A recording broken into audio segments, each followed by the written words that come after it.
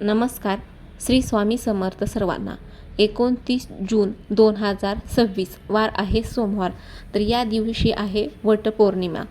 महिला या ज्या सणाची आतुरतेने वाट पाहत असतात तो सण म्हणजे वटपौर्णिमा. सौभाग्याचा सण.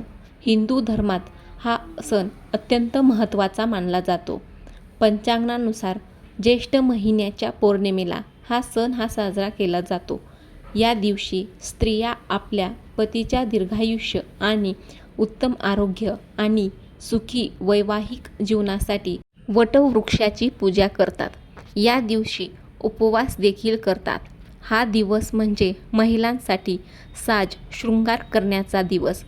या दिवशी अनेक महिला विविध रंगांच्या साड्या नेसतात. पण तुम्हाला माहिती आहे का, काही रंग असे असतात जे की धार्मिक मान्यतेनुसार पूजेसाठी अजिबात योग्य मानले जात नाहीत. वटपौर्णिमा हा दिवस सौभाग्याचा असल्याने या दिवशी काही विशिष्ट रंग हे परिधान न करण्याची श्रद्धा देखील आहे. तर कोणता रंग असा आहे की जो या दिवशी परिधान करण्यास वर्ज्य मानला जातो आणि कोणते रंग या दिवसासाठी शुभ असतात, तर त्याचे महत्त्व काय आहे, हीच संपूर्ण माहिती आपण या व्हिडिओतून पाहणार आहोत. तर व्हिडिओ स्किप न करता शेवटपर्यंत नक्की पहा. वटपौर्णिमा हा सण वैवाहिक नात्यातील विश्वास, प्रेम आणि कुटुंबाच्या कल्याणाची भावना दृढ करणारा सण म्हणून ओळखला जातो. वटपौर्णिमेचे महत्त्व सांगायचे तर हा दिवस सावित्री आणि सत्यवान यांच्या कथेशी जोडलेला आहे.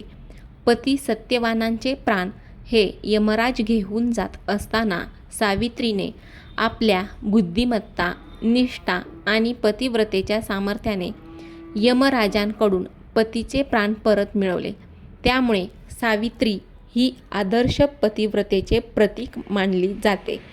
वडाचे झाड दीर्घायुष्य, स्थैर्य आणि अखंड जीवनाचे प्रतीक मानले जाते. त्यामुळे वटवृक्षाची पूजा करून त्याला धागा गुंडाळण्याची ही परंपरा आहे. धार्मिक मान्यतेनुसार वटवृक्षामध्ये ब्रह्मा, विष्णू आणि महेश यांचा वास असतो, म्हणून त्याची पूजा विशेष पुण्यदायी मानली जाते. यंदा वटपौर्णिमा ही सोमवार 29 जून 2026 रोजी साजरी केली जाणार आहे. या दिवशी ज्येष्ठ पौर्णिमा तिथी असल्याने विवाहित महिला वटसावित्री व्रत, वडाच्या झाडाची पूजा आणि उपवास करतात. हा दिवस अत्यंत शुभ आणि पुण्यदायी मानला जातो. धार्मिक कार्य, दानधर्म, जप, तप आणि पूजेसाठी हा दिवस विशेष फलदायी मानला जातो. यंदा वटपौर्णिमा ही सोमवारी येत असल्याने चंद्र आणि भगवान शिव यांची कृपा प्राप्त होते. सोमवार शिवपूजेसाठी अत्यंत शुभ दिवस मानला जातो. तर ताईंनो, वटपौर्णिमेच्या दिवशी तुम्हाला कोणत्या रंगाची साडी नेसणे हे टाळायचे आहे. तर सर्वप्रथम तुम्हाला काळ्या रंगाची साडी नेसणं किंवा बांगड्या घालणं देखील तुम्हाला टाळायचं आहे. कारण काळा रंग रंग अपशकुनाचा मानला जातो. त्यामुळे व्रत, पूजा आणि धार्मिक कार्यात काळ्या रंगाची कपडे परिधान करणे हे टाळावे. त्यानंतर गडद राखाडी किंवा निळसर काळसर रंग हे देखील रंग नैराश्याचे किंवा शनी संबंधित रंग असल्यामुळे हे रंग देखील तुम्ही टाळायचे आहेत. त्यानंतर फिकट, मळकट किंवा अतिशय गडद फिकट रंग हे देखील तुम्ही टाळावे. वटपौर्णिमेच्या दिवशी काळा, पूर्ण पांढरा रंग आणि गडद राखाडी रंगाची साडी नेसणे हे टाळावे. हिंदू धर्मामध्ये काळा रंग अनेक शुभ कार्यांमध्ये टाळला जातो. काळ्या रंगाचा संबंध शनी ग्रहाशी संबंधित मानला जातो. वटपौर्णिमेसारख्या मंगल प्रसंगी काळी साडी नेसणे हे शुभ मानले जात नाही. त्यामुळे अनेक महिला या दिवशी काळ्या रंगाचे वस्त्र हे परिधान करणे टाळतात. पांढरा रंग शांती आणि पवित्रतेचे प्रतीक असला तरी तो अनेक ठिकाणी वैराग्य आणि शोकाशीही जोडला जातो.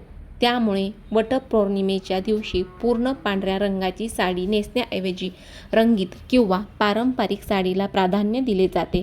राखाडी किंवा फिकट उदास रंग काही परंपरांमध्ये उत्साह आणि मंगलतेच्या विरुद्ध मानले जातात.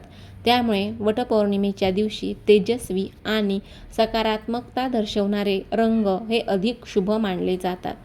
तर या रंगाच्या तुम्ही साड्या ह्या नेसायच्या नाहीत. तर कोणत्या रंगाची साडी नेसणे हे शुभ आहे? तर ताईंनो, तुम्ही वटपौर्णिमेच्या दिवशी लाल, गुलाबी, हिरवा, पिवळा आणि केशरी रंग हे शुभ मानले जातात.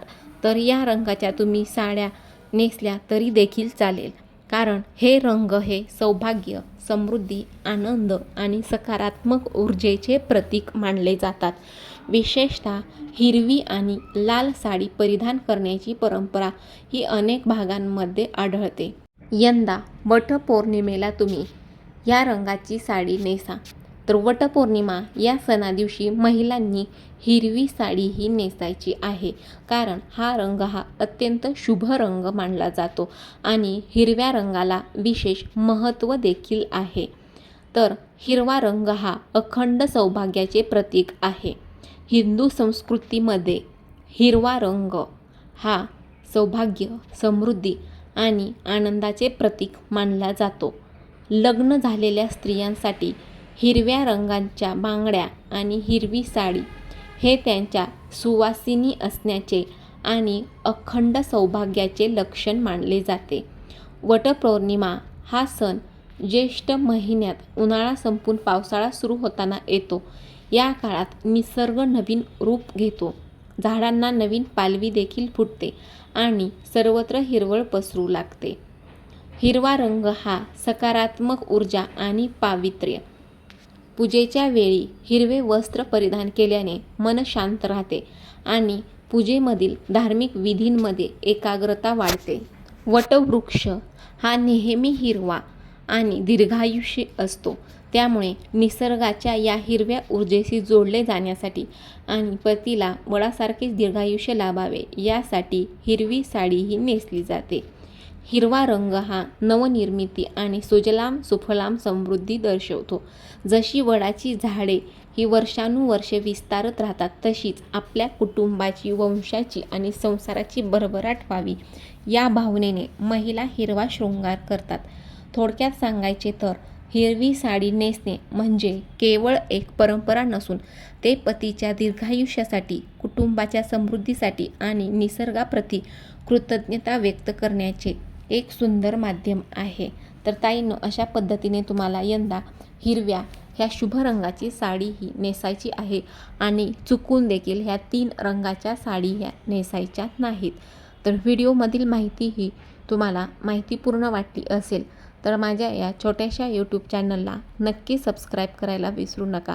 श्री स्वामी समर्थ.